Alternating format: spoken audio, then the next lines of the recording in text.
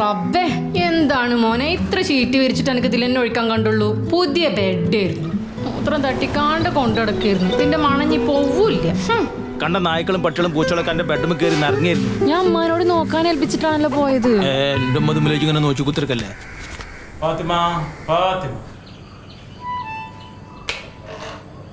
ഇത്തിരി ഇടങ്ങറായാലും എന്താ ഫാത്തിമ, നമ്മുടെ സൈനത്താന്റെ ബെഡന്നെ കിട്ടിയില്ലേ. എന്റെ ഉമ്മാനെ പെറ്റിട്ടതും പടച്ചോൻ വിളിച്ചതും ഒക്കെ ഈ ബെഡ് കിടന്നിട്ടാ. അത്ര റാഹത്തുള്ള ബെഡ് അത്. ജാഫർക്ക് മയ്യത്തായ ബെഡാ. സ്പെയിനിന്ന് കൊടുന്ന സ്പോഞ്ച് കിടക്ക, പഞ്ചാബിൽ നിന്ന് കൊടുന്ന പഞ്ഞിക്കിടക്ക, പിന്നെ ചകിരിക്കിടക്ക.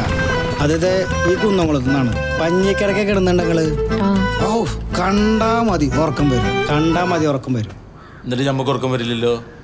ഈ ബെഡ് കിടന്നവരൊക്കെ മയ്യത്തയക്കണം. കോയക്ക മാത്രമേ കിടക്കാത്തുള്ളൂ. മൂപ്പര് കഴിച്ചിലാവും ചെയ്തിരിക്കണം. ഇപ്പോഴും നമ്മൾ നടന്നു പോകുമ്പോൾ കോയക്ക അവിടെ നിന്ന് പീടിയിരിക്കണം. നിങ്ങളാണ് കേട്ടോ അവളെ കുണ്ടിലും കുയിലും കൊണ്ടുവിടണത്. നിങ്ങൾ പറഞ്ഞിട്ടല്ലേ ഞാൻ ആ ബെഡ് ഒഴിവാക്കിയത്. ഇപ്പൊ എന്റെ പൈസക്ക് ഒരു ബെഡ് വാങ്ങാൻ പറ്റൂല. ഞാനേ ഈ പള്ളിയിൽ ഉസ്താദാ. ഈ നാട്ടുകാർക്ക് മുഴുവൻ ഇൽമു പറഞ്ഞു കൊടുക്കുന്ന ആള്. ആ ഇന്റെ വരെ തന്നെ ഞാൻ പറഞ്ഞത് കേൾക്കൂലെങ്കിൽ ഞാൻ പറഞ്ഞത് നാട്ടിൽ കേൾക്കൂല. മനസ്സിലായി എനിക്ക്. എന്ത് അപ്പൊ ഞാൻ ഫാത്തിമാൻ ഉറക്കം ചരിത്രത്തിന്റെ ഒപ്പം.